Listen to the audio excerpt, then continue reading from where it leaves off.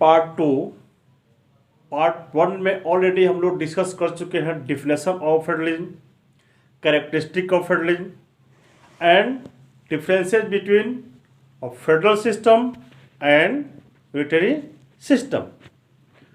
Today आज हम लोग डिस्कस करेंगे, स्टडी करेंगे सबसे पहले कमिंग टुगेदर और होल्डिंग टुगेदर।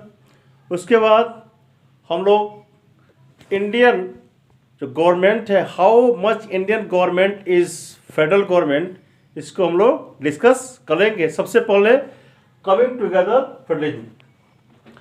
फेडरलिज्म का तो कई फॉर्म है, कई तरह के अरेंजमेंट है, लेकिन ब्रॉडली फेडरल गवर्नमेंट को टू पार्ट में क्लासिफाई किया गया है। First part is coming together and second is holding together. सबसे पहले पढ़े हम लोग what is coming together. When two or more independent country come together to make a single country is called coming together। इसमें होता क्या है, छोटे छोटे देश होते हैं, छोटे छोटे जो कंट्रीज होते हैं, ये एक साथ आते हैं और एक कंट्री बनाते हैं। कमिंग टुगेदर में इंडिपेंडेंट कंट्री एक साथ आकर और एक बड़ा नेशन बनाते हैं, इसको कमिंग टुगेदर कहते हैं। और होल्डिंग टुगेदर में एक बिग कंट्री, एक बड़ा कंट्री अपने को स्टेट्स में या प्रोविंस में या कंस्टिट्यूएंट यूनिट्स भी कह सकते हैं में डिवाइड करता है for the sake of proper governance. उसके लिए जैसे इंडिया है, इंडिया को अलग अलग स्टेट्स में बांट दिया गया है। तो ये जो अलग अलग स्टेट्स में इंडिया अपने को बांटा है, यह होल्डिंग टुगेदर के एग्जांपल है। और कमिंग टुगेदर में जैसे यूएसए में कई स्मॉल इंडिपेंडेंट यूनिट्स जो थे, कंट्री जो थे, आकर एक बड़ा कंट्री बनाए और वह कमिंग टुगेदर का एग्जांपल हो गया। Australia is the example of coming together federalism. Switzerland में कैंटन्स जो है एक साथ आकर और स्विट्जरलैंड एक फेडरल कंट्री का निर्माण किया, तो वो एग्जाम्पल हो गए कमिंग टुगेदर का। और जब बड़ा कंट्री अपने को स्मॉल पार्ट्स में डिवाइड करता है, that is the example of holding together. एक टेक्निकल डिफरेंस ये भी है कि कमिंग टुगेदर के जो स्टेट्स हैं, होल्डिंग टुगेदर के स्टेट से पावरफुल होते हैं। इसलिए होते हैं कि कमिंग टुगेदर में छोटे छोटे कंट्री आकर एक सेंट्रल गवर्नमेंट बनाते हैं। तो सेंट्रल गवर्नमेंट को यहाँ पर छोटे छोटे कंट्री आकर और एक सेंट्रल गवर्नमेंट बनाते हैं, तो स्टेट गवर्नमेंट कुछ स्पेशल पावर अपने पास रखते हैं। और होल्डिंग टुगेदर में सेंट्रल गवर्नमेंट पावर को बांटता है। इसलिए होल्डिंग टुगेदर का जो स्टेट गवर्नमेंट होता है, कमिंग टुगेदर के स्टेट गवर्नमेंट से वीक होता है। यह हो गया कमिंग टुगेदर और होल्डिंग टुगेदर फेडरलिज्म। एक बार और ब्रीफ डिस्कस करते हैं। कमिंग टुगेदर में छोटे छोटे देश बड़ा आते हैं, बड़ा देश बनाते हैं अपनी इकोनॉमी को स्ट्रॉन्ग करने के लिए, अपने पावर को मिलिटरली स्ट्रॉन्ग होने के लिए, इकोनॉमिकली स्ट्रॉन्ग होने के लिए एक बड़ा देश बनाते हैं। और होल्डिंग टुगेदर में बड़ा कंट्री अपने को स्मॉल स्टेट्स में बांट लेता है। अब नेक्स्ट है कि देखें कि अगला टॉपिक है कि how far India is a federal country. और is India is a federal country, क्या इंडिया में फेडरल गवर्नमेंट है? तो इसको जब डिस्कस करते हैं तो पाते हैं कि there is no single word like federalism mentioned in the constitution. हमारे कॉन्स्टिट्यूशन में फेडरल नाम का, फेडरल वर्ड का यूज कहीं भी नहीं किया गया है। तो इसका मतलब क्या, हमारा कंट्री फेडरल कंट्री नहीं है, हमारा गवर्नमेंट फेडरल गवर्नमेंट नहीं है। तो इसका एक ही उपाय है, फेडरल गवर्नमेंट के जो भी कैरेक्टरिस्टिक्स हैं, 7 कैरेक्टरिस्टिक्स, उसके हम लोग देख लें कि उस फेडरल गवर्नमेंट के 7 कैरेक्टरिस्टिक्स इंडिया में है कि नहीं। तो फर्स्ट कैरेक्टरिस्टिक क्या है फेडरल गवर्नमेंट का, 2 और more level of government. India has also 3 level of government. central government, state government and local government. The power has been divided into. India has passed this first test. India has 3 level of government. Second is that same person is ruled by different level of government. हमारे यहाँ होता है, हम लोग state government के rule को ही मानते हैं, सेंट्रल गवर्नमेंट के रूल को मानते हैं, लोकल गवर्नमेंट भी टाइम टू टाइम जो रूल बनाता है लोकल गवर्नमेंट की, भाई आपको कूड़ा करकट कहाँ रखना है, इस तरह लोकल गवर्नमेंट के रूल को ही मानते हैं हम लोग। सेंट्रल गवर्नमेंट के भी रूल को मानते हैं, स्टेट गवर्नमेंट के बनाए गए रूल को ही मानते हैं, लोकल गवर्नमेंट के बनाए गए रूल को भी हम लोग मानते हैं। तो सेकेंड कैरेक्टरिस्टिक भी इंडिया में है। और थर्ड है कि अलग अलग जो लेवल ऑफ गवर्नमेंट है उसका जुडिक्शन बटा हुआ है। सेंट्रल गवर्नमेंट का क्या जुडिक्शन है? जुडिक्शन क्या है? Area where somebody exercise power. Meaning of jurisdiction is that, हम लोग डिस्कस कर चुके हैं कि वो ऐसा क्षेत्र जहां कोई अपने पावर का यूज करता है। मतलब सेंट्रल गवर्नमेंट का पावर क्या होगा, कहाँ यूज करेगा, स्टेट गवर्नमेंट का क्या पावर होगा, ऑलरेडी मेंशन है। हमारे यहाँ 3 लिस्ट है, union list, state list, concurrent list. Union list में स्टेट लेवल के जो सब्जेक्ट्स हैं, नेशनल लेवल के जो सब्जेक्ट हैं, तो होल नेशन में सेम तरह का रूल चाहिए। नेशनल इंपॉर्टेंस के भी जो सब्जेक्ट हैं उसको यूनियन लिस्ट में रखा गया है।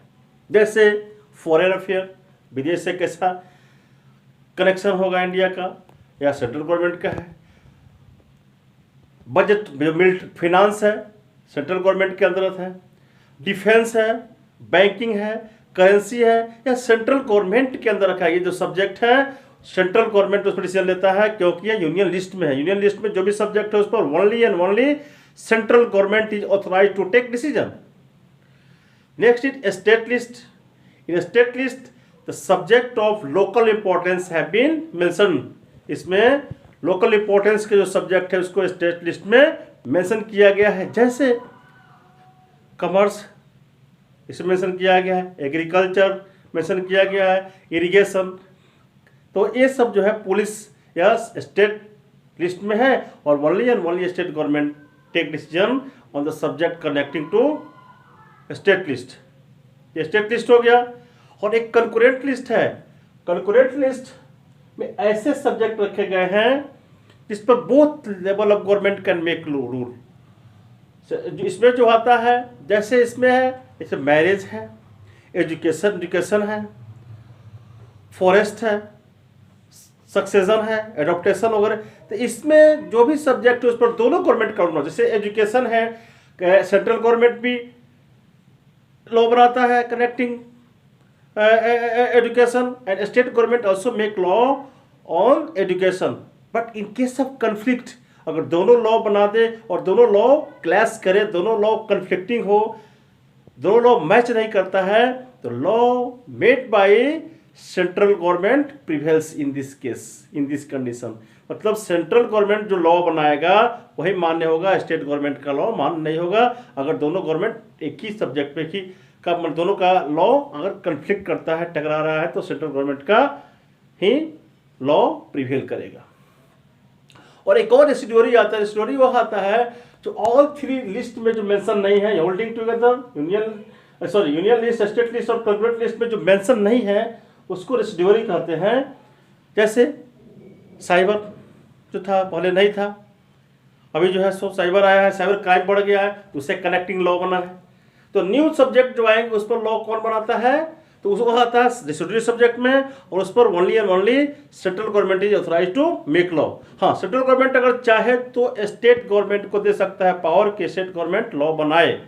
तो अभी हम लोग पढ़े रेसिड्यूरी वह सब्जेक्ट है जो मेंशन नहीं है, प्रॉब्लम समय के अनुसार नया आता है सब्जेक्ट, नया चैलेंज आते हैं तो उस पर लॉ बनाते हैं, उस पर सेंट्रल गवर्नमेंट ऑथराइज है डिसीजन लेने का। ये भी हो गया। नेक्स्ट है हमारे यहाँ फंडामेंटल प्रोविजन होता है, 5 है, 4th में है फंडामेंटल प्रोविजन। तो हमारे यहाँ भी फंडामेंटल प्रोविजंस है, फंडामेंटल राइट्स मिला है स्टेट्स को, और इसको दोनों लेवल ऑफ गवर्नमेंट मिलकर ही हटा सकता है। Single level of government can not change. इस पर जो भी प्रोविजन है उस पर स्टेट गवर्नमेंट सेंट्रल गवर्नमेंट दोनों मिलकर सहमति के साथ चेंज लाते हैं। एक लेवल ऑफ गवर्नमेंट उस पर इसे नहीं ले सकता है। हमारे यहाँ सिस्टम है। फिफ्थ है इंडिपेंडेंट जुडिशरी, हमारे यहाँ जुडिशरी भी इंडिपेंडेंट है। हमारे जज है, जजेस को, चीफ जस्टिस को, सुप्रीम कोर्ट चीफ जस्टिस को प्रेसिडेंट अपॉइंट तो करते हैं, लेकिन प्रेसिडेंट उनको रिमूव नहीं कर सकते हैं, डिसमिस नहीं कर सकते हैं। चीफ जस्टिस को रिमूव करने के लिए पार्लियामेंट में इम्पीचमेंट लाया जाता है। जैसे प्रेसिडेंट को हटाने के लिए पार्लियामेंट में इम्पीचमेंट आता है, उसी तरह जिस तरह इलेक्शन कमीशन के जो कमीशन है उसके लिए आता है इम्पीचमेंट, ठीक उसी प्रकार to remove the chief justice impeachment is brought in the parliament. Only parliament is authorised to remove the president. अधिक जो पार्लियामेंट के मेंबर्स होते हैं वोट देते हैं और तब ही उसको हटाया सकता है, अगर उसके अगेंस्ट में हो तब। इंडिपेंडेंट है, जुडिशरी भी इंडिपेंडेंट है, ये भी पास हो गया। नेक्स्ट क्या है, 6 नंबर है कि इस लेवल ऑफ गवर्नमेंट का जो सोर्स ऑफ इनकम मेंशन होना चाहिए। हमारे यहाँ मेंशन है स्टेट गवर्नमेंट का इनकम कहाँ से आएगा, सेंट्रल गवर्नमेंट का इनकम कहाँ से आएगा, लोकल गवर्नमेंट का कहाँ से फंड आएगा, इससे वर्क करेगा। Everything has been mention in the constitution. तो हमारे यहाँ ये भी मेंशन है कि किसका फिनेंशियल जो सपोर्ट है कहाँ से मिलेगा और कैसे चलेगा। सब लोग किसी पर डिपेंड नहीं है और तब इस तरह। और नेक्स्ट लास्ट जो है 7th है, 7th में दिया है कि state government and central government work with mutual cooperation, mutual coordination, mutual harmony, एक दूसरे को सपोर्ट करेंगे, प्रोटेक्ट करेंगे। हमारे यहाँ होता है state government help the central government, they have mutual cooperation to fight on the particular issue, challenge, both fight together, both work together, both help each other. Central government and state government help each other if any problem comes. And also central government respect the diversity. इसमें होता है कि दोनों अलग अलग level government है, central government state government, तो एक दूसरे की डाइवर्सिटी को रिस्पेक्ट करेगा। सेंट्रल गवर्नमेंट स्टेट गवर्नमेंट की डाइवर्सिटी को रिस्पेक्ट करेगा, उसको प्रमोट करेगा। और हमारे यहाँ भी सिस्टम है, सेंट्रल गवर्नमेंट स्टेट गवर्नमेंट के डाइवर्सिटी को रिस्पेक्ट करता है, प्रमोट करता है। तो यह all 7 characteristics are available in the constitution of India. So certainly undoubtedly the constitution of India is federal constitution. India is a federal country because all the 7 characteristics of federal system is available। हमारे country में federal government का जो 7 characteristics है यह है, इसलिए India एक federal country है, इंडिया एक फेडरल गवर्नमेंट है। Thank you very much.